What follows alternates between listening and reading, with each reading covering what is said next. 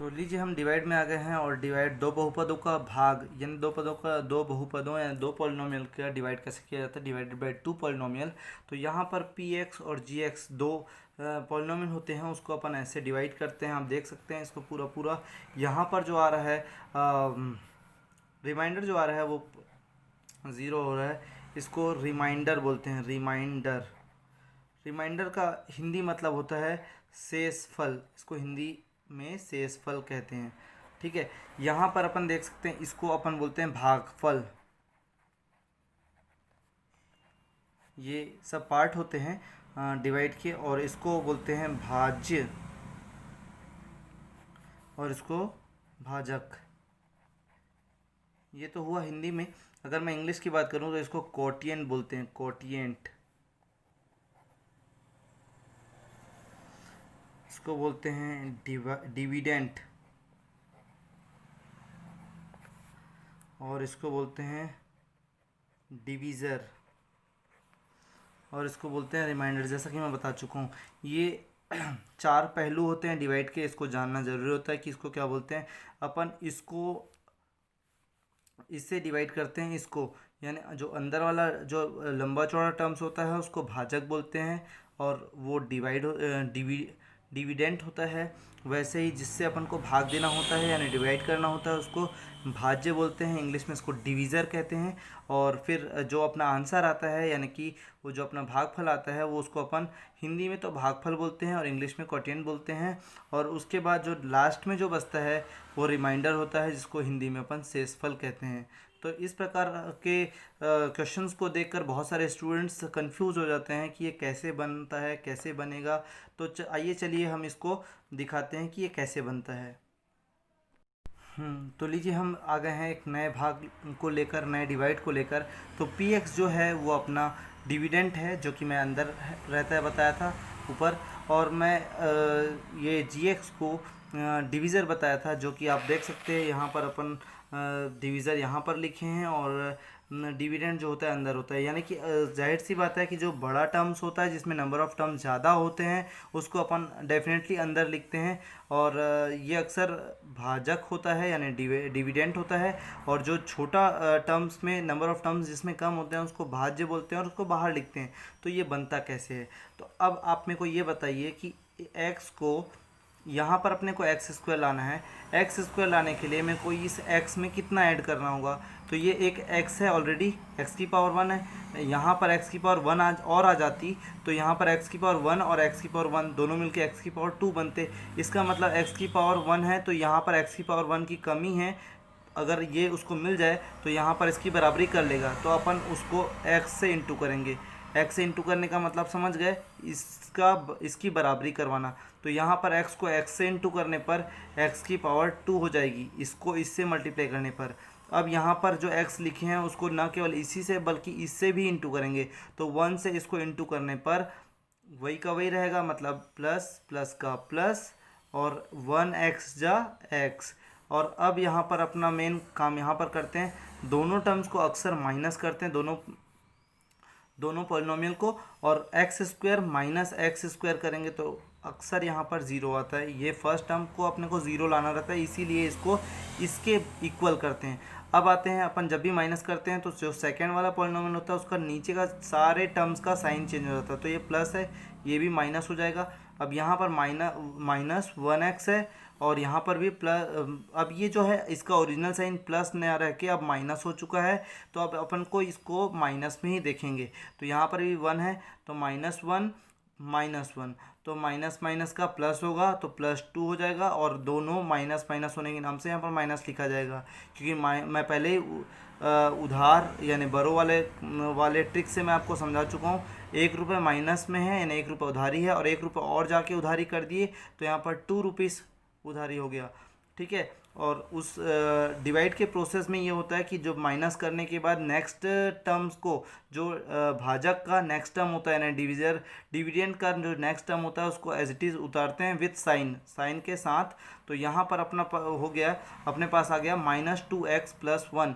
तो यहाँ पर माइनस जो फ्रंट में है उसको बिना कुछ सोचे समझे अपन ऊपर यहाँ पर उतार देंगे ज्यों का त्यों। उसके बाद अपने को ये x है और यहाँ पर अपने को लाना है 2x। तो ये x की पावर 1 है, यहाँ पर भी x की पावर 1 है, तो x को तो मल्टीप्लाई करने की ज़रूरत नहीं है, ज़रूरत है तो केवल 2 को, क्योंकि यहाँ पर 1 है और 1 से किसको मल्टीप्लाई करेंगे कि 2 आए, तो 1 की टेबल में 2 टाइम्स पढ़ेंगे तो 1 2 जा 2 आ जाएगा। तो यहाँ पर 1 2 जा 2, और पहले साइन को प्लस माइनस का माइनस, और x का मल्टीप्लाई फिर इससे करेंगे तो यहाँ पर x, और फिर प्लस माइनस का माइनस, और 1 2 जा 2। कहने का मतलब ये है कि ये जो 2 लिखे हैं उसको x से भी और एक बार 1 से, दोनों से मल्टीप्लाई करना है और इसको माइनस कर देना है। अब माइनस करने पर जो मैं बताया था, ये जो नीचे का साइन होता है वो माइनस से प्लस हो जाता है, ये माइनस है वो प्लस हो जाएगा। तो अब इसका ओरिजिनल साइन प्लस रहा, तो 2x माइनस में और 2x प्लस में, तो यहाँ पर ये दोनों ज़ीरो हो जाएंगे, और उसके बाद फिर +1 और +2, तो दोनों प्लस में है तो प्लस प्लस का प्लस ही होगा, और 1 और 2 3 हो जाएगा। तो आप देख सकते हो कि यहाँ पर ये हो गया रिमाइंडर, और ये हो गया अपना कोटिएंट,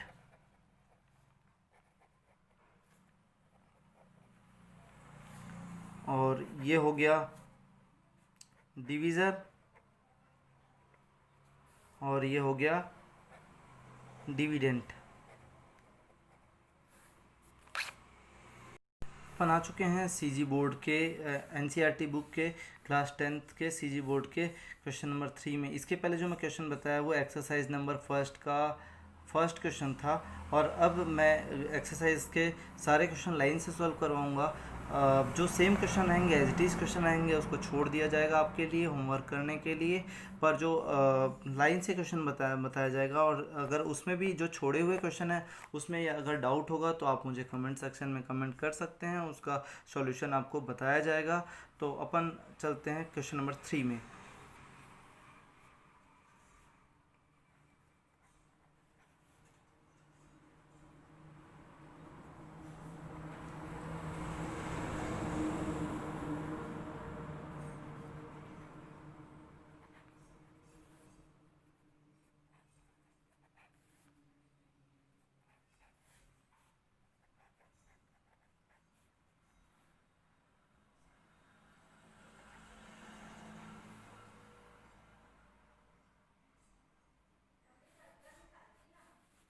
तो यहाँ पर अपन पी एक्स और क्यू एक्स की वैल्यू लिख चुके हैं, और इसको अब डिवाइड के फॉर्म में अरेंज कर लेते हैं कि डिवाइड में अपने को क्या करना क्या है। तो यहाँ पर ये अपन 2y³ + 4y² + 3y + 1, और यहाँ पर y + 1। इसको सॉल्व करने के लिए सबसे पहले अपन ये देखेंगे कि अपने को अंदर जो भाजक होता है, जो डिवाइडेंट होता है, उसका फर्स्ट टर्म क्या है, 2x³ है, यहाँ पर x³ है यानी x की पावर 3 है, और बाहर में x की पावर कुछ नहीं यानी 1 है, तो 1 है मतलब 1 है, तो 1 है मतलब कितने की कमी है, 2 की कमी है। यहाँ पर 3 है और यहाँ पर 1 है, तो इससे ये कितना ज़्यादा है, 2 ज़्यादा है। तो अपन यहाँ पर क्या करेंगे, y की पावर 2 को इंटू करेंगे, उसके साथ साथ यहाँ पर 2 भी है, तो यहाँ पर 1 है, 1 को किससे मल्टीप्लाई करेंगे कि 2 आएगा, तो 1 को 2 से मल्टीप्लाई करने पर 2 आता है, तो यहाँ पर जिससे मल्टीप्लाई करने में 2 आता है उसी को यहाँ पर मेंशन करेंगे। तो यहाँ पर अपने को जब 1y से 2y² को मल्टीप्लाई करेंगे तो 2y³ आ जाएगा। उसके बाद यहाँ पर इसके नेक्स्ट टर्म को भी इससे ही इंटू करना है, ये नहीं कि इससे इंटू कर लिए यानी काम ख़त्म, नहीं, यहाँ पर इसके जस्ट नेक्स्ट टर्म प्लस के बाद जो नंबर है 1, तो 1 को इंटू करने पर वही का वही रहेगा, तो एज इट इज़ उतार देते हैं इसको 2y²। उसके बाद यहाँ पर अपन लाइन खींचते हैं और यहाँ पर दोनों को माइनस कर देते हैं। माइनस करने पर यहाँ पर साइन जो है नीचे का चेंज होता है, यहाँ पर प्लस है तो माइनस हो जाएगा, ये प्लस है तो ये भी माइनस हो जाएगा, तो यहाँ पर दोनों माइनस हो गए। अब 2y³ में 2y³ को माइनस करेंगे तो 0 आता है, ये डेफिनेटली राइट है। और उसके बाद फिर यहाँ पर 4y² को माइनस करना है, क्योंकि अब ये साइन ये नहीं रह गया, अब साइन ये हो जाता है, तो 4y² को जब अपन 2y² के साथ माइनस करते हैं तो यहाँ पर प्लस 2y² आया। अब यहाँ पर प्लस का साइन क्यों आया, तो 4 क्या है, बड़ा है, 2 क्या है, छोटा है। अपना को हमेशा बड़े का साइन यूज़ करना है, आंसर बड़े के साइन में आता है। तो यहाँ पर आप देख सकते हो प्लस में आया है, इसका मतलब ये बड़े का साइन का यूज़ किए हैं, तब यहाँ पर 2x² प्लस में है। उसके बाद जो डिवाइड में एक रीति होती है कि एक पूरे टर्म्स को, दो टर्म्स को माइनस करने के बाद नेक्स्ट टर्म को अपन एज इट इज़ उतारते हैं। तो यहाँ पर 3y को उतार लिए। अब यहाँ पर जो साइन है उसको यहाँ पर मेंशन करना है अपने को। उसके बाद अपने को क्या लाना है कि 2y²। तो 2y² लाने के लिए यहाँ पर अपन देखेंगे कि y की पावर 2 है, यहाँ पर y की पावर 1 है। कमी कितने की है? 1 पावर की है। तो यहाँ पर y की पावर 1 लिख देंगे, और इसके साथ साथ आगे में 1 है तो यहाँ पर 2 लाना है, और यहाँ पर 1 है। तो ये नहीं कि 1 है तो 1 की कमी है तो यहाँ पर 1 लिख दो। आप अपने आप से क्वेश्चन पूछो कि 1 की टेबल में 2 कितने बार में आता है, तो 1 की टेबल में 2 बार में आता है। तो जितनी बार में आता है उसको ऊपर में लिखना है। उसके बाद अब यहाँ पर y को y से मल्टीप्लाई करेंगे तो डेफिनेटली y² आएगा, और 1 को 2 से इंटू करेंगे तो 2 1 जा 2 आ जाएगा। और उसके बाद फिर 1 को फिर 2y से इंटू करेंगे तो 1 को किसी भी चीज़ से इंटू करो वही का वही आता है। तो 2y 1 जा 2y। तो इस प्रकार से ये बनेगा। अब ये दोनों को माइनस कर देंगे तो यहाँ पर 2y² में 2y² माइनस हो तो 0 आ जाता है। और ये यहाँ पर जो माइनस होगा और यहाँ पर भी माइनस होगा, नीचे का साइन चेंज करते हैं। और अब यहाँ पर 3y प्लस में है, 2y माइनस में है। तो 3y में 2y माइनस करेंगे तो 1y आएगा, यानी 1y आएगा। और फिर अपन नेक्स्ट टर्म को फिर ऊपर से उतारते हैं तो यहाँ पर 1 को उतार लेते हैं। अब y अपने को लाना है यहाँ पर, और यहाँ पर भी y है, तो अपने को जब वही लाना है और वो है तो यहाँ पर 1 लिखते हैं, क्योंकि y 1 जा y आ जाएगा।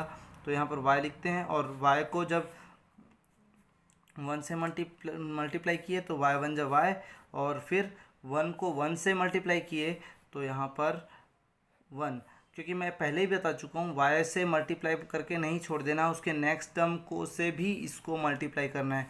यानी y को 1 से इंटू किए तो y आया, लेकिन प्लस का प्लस आया, और 1 इंटू 1 किए तो 1 आया। अब यहाँ पर दोनों को माइनस करना है। तो आप देख सकते हो y+1 दोनों सेम है। जब दोनों दो सेम संख्या को मल्टीप्लाई करते हैं, 5 - 5, 2 - 2, 11 - 11, दो सेम संख्या को इंटू करते हैं तो 0 आता है। 5 - 5 0, 2 - 2 0, 11 - 11 0। तो वैसे ही y+1 - y+1 ये 0 होगा। तो यहाँ पर आप देख सकते हो कि यह आपका रिमाइंडर, ये रिमाइंडर, और यहाँ पर ये डिविडेंड और ये कोटिएंट है।